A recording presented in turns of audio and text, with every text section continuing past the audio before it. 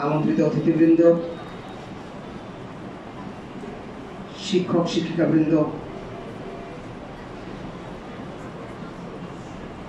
শিক্ষার্থীবৃন্দ, আমরা শিক্ষাক্ষেত্রে একটি মর্যাদার স্তর,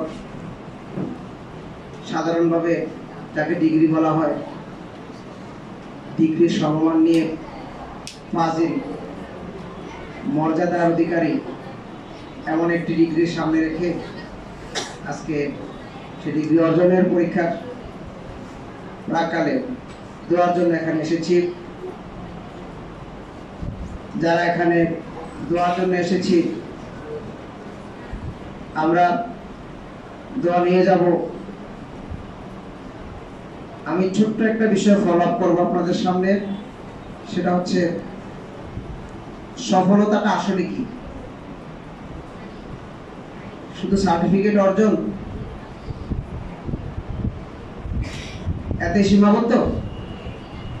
শুধু যদি সার্টিফিকেট অর্জন করার উদ্দেশ্য হয়, তাহলে একটা সময় ছিল সার্টিফিকেট যেমন তেমন ভাবে অর্জন করা যেত।